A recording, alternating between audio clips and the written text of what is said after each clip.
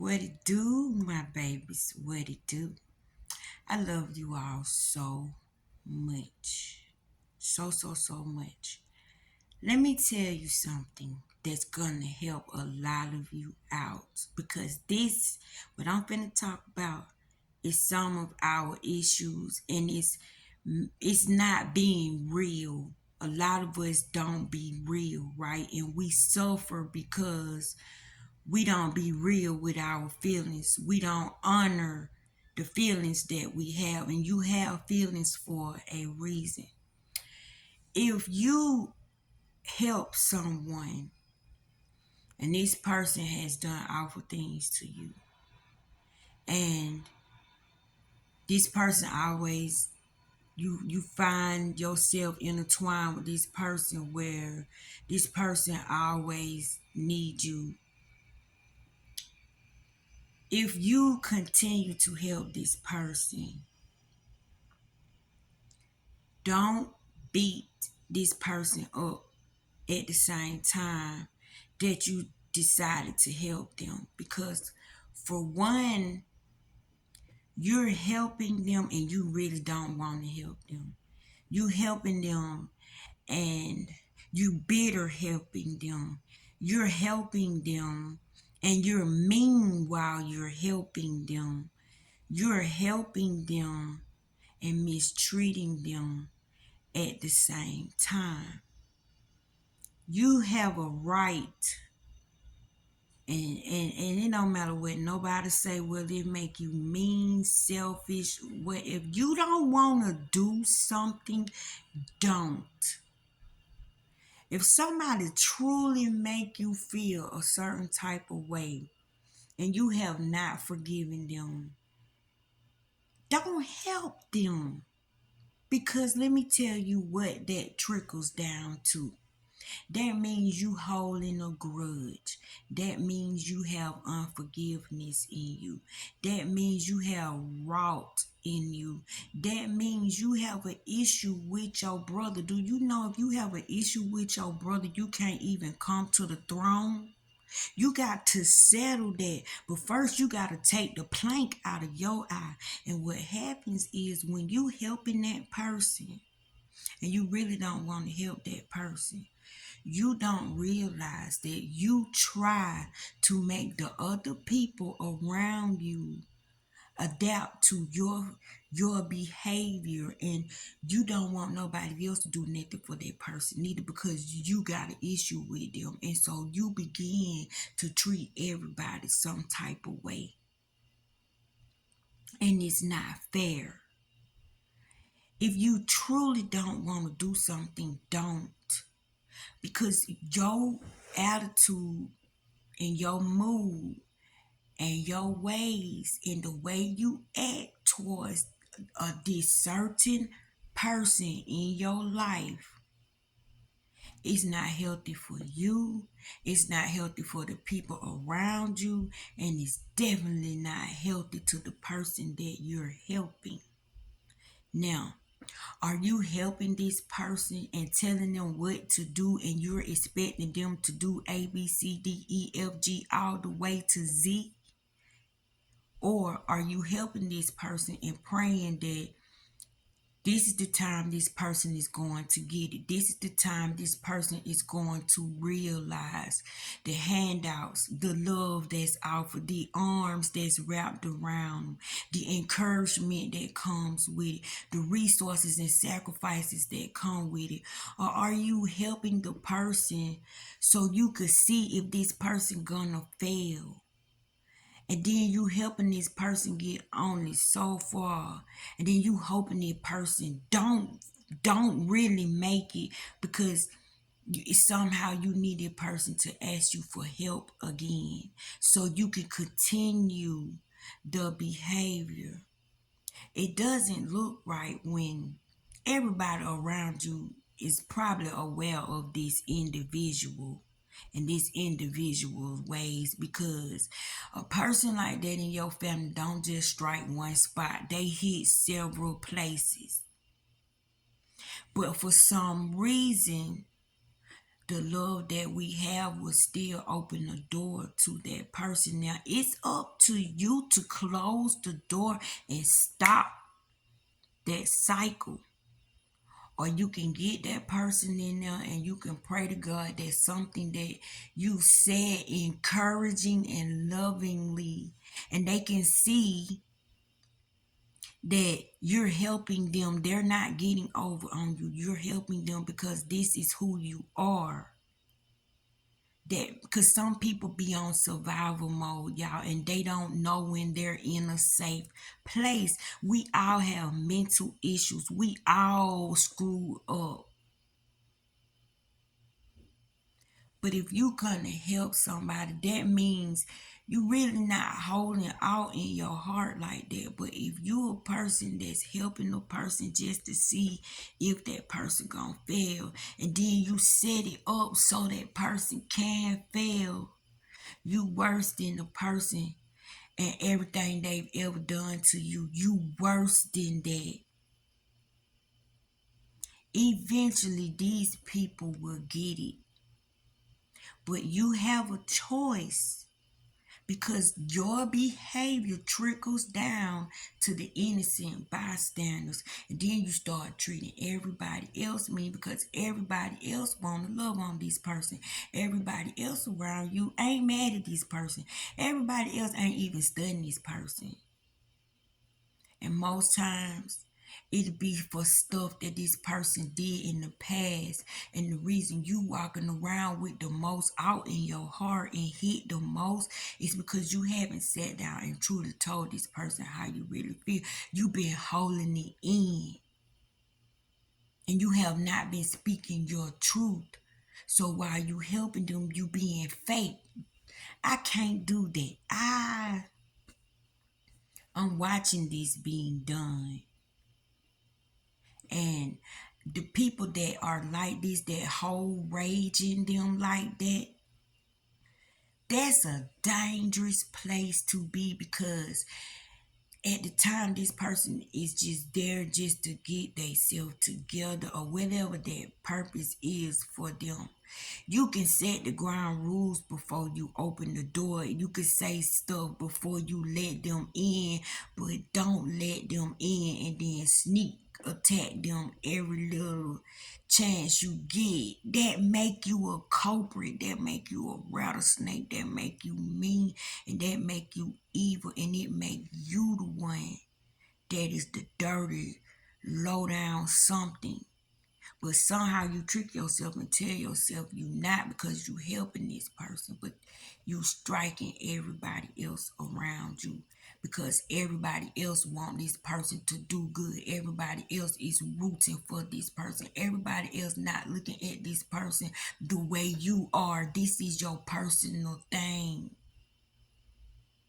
And I'm the type of person, you can't make me dislike somebody because you do. You can't make me not be good when I want to be good and you want me to treat somebody some type of way so you can get your gratification. This type of person will look at every detail, everything you do for the person. This person has invisible, it's a word war, y'all. And them little thoughts just be going and going and going. And then this person be listening to them thoughts. And ain't no telling what them thoughts saying because you got out in your heart. You have not talked it out. And you keep helping when you don't want to help. And you mad at yourself for helping. Y'all, this is a mental thing. This bring a lot of pain and a lot of suffering because you try to be on both sides. It ripped families apart when the main source in the family is just this tight with anger and rage and grudge and unforgiveness, and everybody that's surrounding this person is full of forgiveness and love. And it's like, what do you do? What do you do? You have to let it play out. You have to let that person stick out. You have to not join that person in that evil. And you have to keep encouraging that person. They keep coming back for help. You can't be mean because that person wants you to be mean. You can't mistreat because that person needs for you to mistreat. See, misery loves company. Y'all, that is so true. Some people are not affected by how people treat them. Like I'm a certain person, I can go on by my business. When you do something stupid to me, it's not you do not control my breath. You do not control the rhythm of my heartbeat. You do not have my happiness in your hand. And I got to come to you and ask you for it. You don't have power. Nobody got power over anybody like that. But situations make you feel like that because rage, anger, unforgiveness, grudging, that stuff is some beastesses in itself. But y'all, let me tell you, do not help somebody and you really don't want to. Do not give. God wants a cheerful giver, meaning you just want to. You can't help yourself. Something inside of you just want to make sure this worked out for this person or this organization or what this situation. You just your little heart just marry. You just want to be a part of the growth. You really don't care about what the person did or how the person is, or you know what I'm saying. You see some goodness there. So your goodness is attracted to the goodness that nobody else probably don't see. Don't mistreat people and help them at the same time. That make you so wrong. And then you don't recognize your actions. You don't recognize how you doing. And everybody around you can be asking you to stop because at the end of the day, that person that the focus is on for the person that's holding the grudge is still a person. And everybody got buttons and you keep poking at a bear. You can only get respect for who you are for so long. Y'all, my granddaddy used to be so mean to people. Oh my God. You be like, why? Some people feed off of being mean. Some people love the feeling of being a bully. Some people love the feeling of being in control of every freaking body. Don't participate. Don't be no victim. Don't be no slave. Don't be tricked by no energy like that. Let that person stand out alone. You do you. You talk good into both parties. And you stay your loving self. And you if it's in you to love and it's in you not to hold a grudge, you have made it, baby. Because that's what this is all about. A person is nothing but the reflection of yourself. You really seeing something in yourself that you don't like because you sitting up there attacking a person that's really just trying to get it together. You can turn them away and send them another direction. You only help somebody if you really feel like you got something to offer them. You really feel like you gonna feed their soul. You really feel like you can set them on the right path. But to help somebody because you dislike them, to help somebody just so you can look like you a good person, to help somebody and you really, really, really, really, really don't like that person. Oh my God.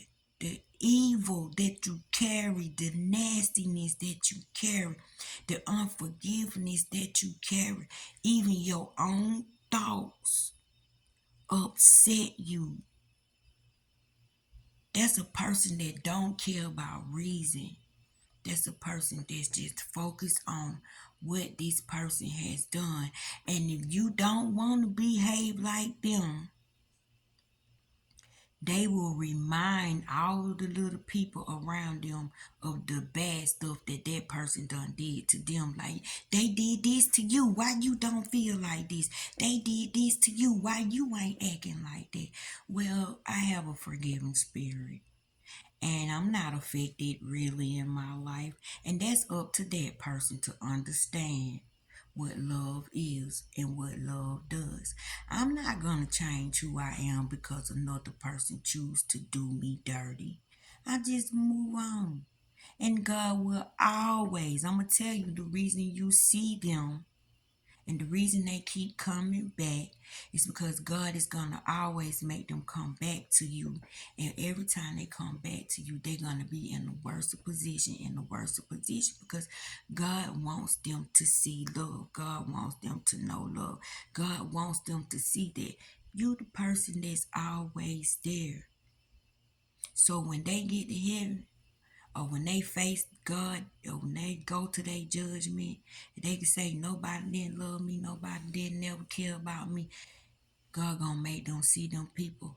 They gonna say you did this to this person, you did this to this person, you did this to this person. See, who is revenge? Is it yours or is it the Lord's? Do you believe that? Do you got to walk around with all that crap in you? That I'm a heart transplant recipient. Don't walk around here with all that anger inside of you over some stuff somebody done did to you. Is it affecting your life? Is it making you sick? Is it stopping your growth? Is it putting you in a prison? Is it taking something from you?